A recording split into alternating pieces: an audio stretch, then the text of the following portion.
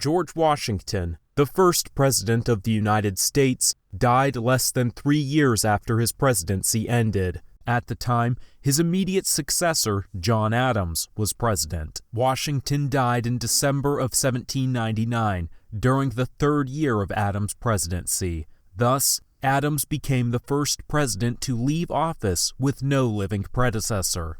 Despite this early death in presidential history, it was nearly 27 years before the death of another former president. Thomas Jefferson, James Madison, and James Monroe each served out 8-year presidencies without seeing any of their predecessors die. It was only in 1826, during the 2nd year of John Quincy Adams' presidency, that the nation lost both John Adams and Thomas Jefferson. And on the same day, both Madison and Monroe lived to see John Quincy Adams' successor, Andrew Jackson, take office. But both died during the 8-year Jackson presidency. Monroe, the younger of the two and the more recent to serve as president, actually died first, only living halfway through Jackson's first term. Madison lived nearly 5 whole years longer, dying in 1836, the last full year of Jackson's second term.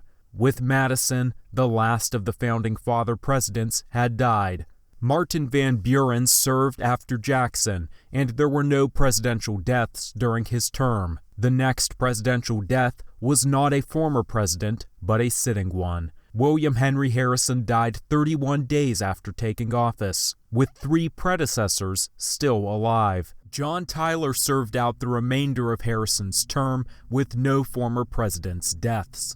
John Quincy Adams and Andrew Jackson both died during the presidency of James K. Polk. Jackson, who'd been Polk's mentor, only lived to see the first 3 months of Polk's presidency. Quincy Adams, who despised Polk, died late in Polk's presidency. The term of Zachary Taylor saw the sudden death of Polk at 53, as well as the death of Taylor himself. Polk had only been out of the White House for about 3 months and remains the youngest president to die of natural causes. Taylor died about 1 year after Polk, becoming the second president to die in office. The next decade consisted of the presidencies of Millard Fillmore, Franklin Pierce, and James Buchanan. No former presidents died during this time, as both Van Buren and Tyler lived to see numerous successors ascend to the presidency. Both died in 1862, early into the term of Abraham Lincoln and the Civil War. Lincoln also died during his own presidency. He was assassinated just 5 days after the Civil War's end. His presidency was the first to see 3 presidential deaths. Andrew Johnson served out the remaining years in Lincoln's term, during which Buchanan died. Ulysses S. Grant took office in 1869 with 3 former presidents alive. However, he'd leave office with no living predecessors. Pierce and Johnson both died relatively young, in their mid-60s. Fillmore died at 74, having lived out a long post-presidency of 21 years. Pierce died in the first few months of Grant's first term. Fillmore and Johnson died in Grant's second term. Rutherford B. Hayes took office after Grant, and Grant lived through his presidency. Like William Henry Harrison, James Garfield's presidency saw no president's deaths but his own, as he was assassinated early in his first term. Chester A. Arthur served out the remainder of Garfield's term. Grover Cleveland served his first term from 1888 to 1889. In the first few months of his term, Grant died at only 63. Then in 1886, Arthur, who'd been out of the White House for less than 2 years, also died. Cleveland's first term was followed by Benjamin Harrison's presidency, during which Hayes died. When presidential power passed from Harrison to Cleveland in 1893, it passed back to the only other living president. William McKinley took office after Cleveland. There were no presidential deaths during his first term, but there were 2 in just the first year of his second term. Harrison died in March of 1901. Later that year, McKinley himself was killed by an assassin.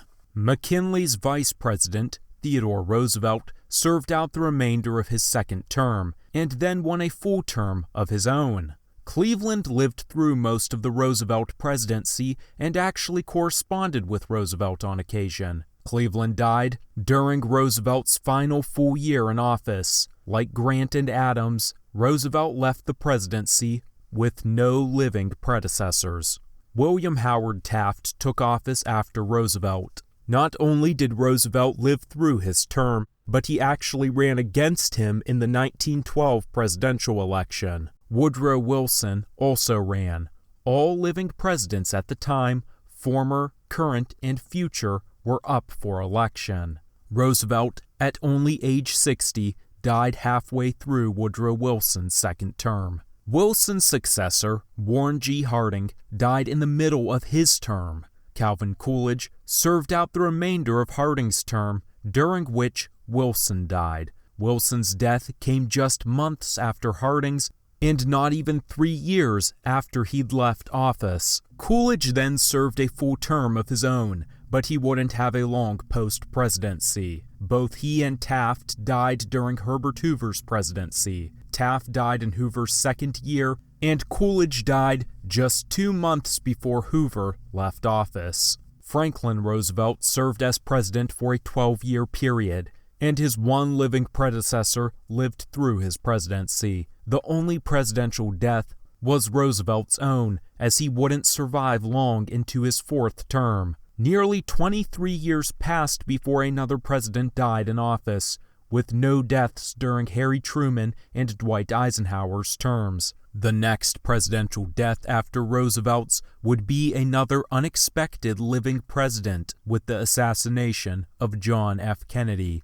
Kennedy was survived by Truman, Eisenhower, and Hoover. After Kennedy's death, the presidency passed to Lyndon Johnson, and Hoover died within the first year of Johnson's presidency. In the 36-year span of time from the beginning of Franklin Roosevelt's presidency to the end of Lyndon Johnson's, only 3 presidents had died. Just as many presidents would end up dying during the 5.5 years of the Richard Nixon presidency. Eisenhower died just 2 months into Nixon's first term. Truman died in the final months of the first term, and Lyndon Johnson died less than a month after Truman, leaving Nixon as the only living president.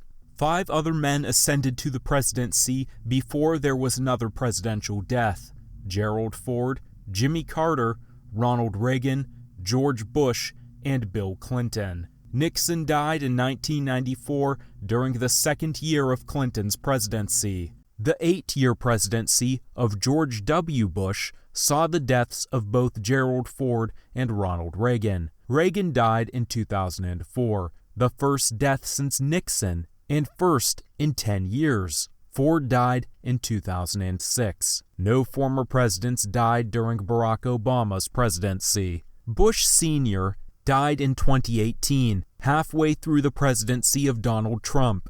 As of this recording, he is the last United States president to die, with the 6 living presidents being former presidents Jimmy Carter, Bill Clinton, George W. Bush, Barack Obama, and Donald Trump, and incumbent President Joe Biden. If you enjoyed this video, consider browsing the channel for other videos on United States presidents, all the way from George Washington to modern presidents, discussing their political careers, personal lives, and places in history.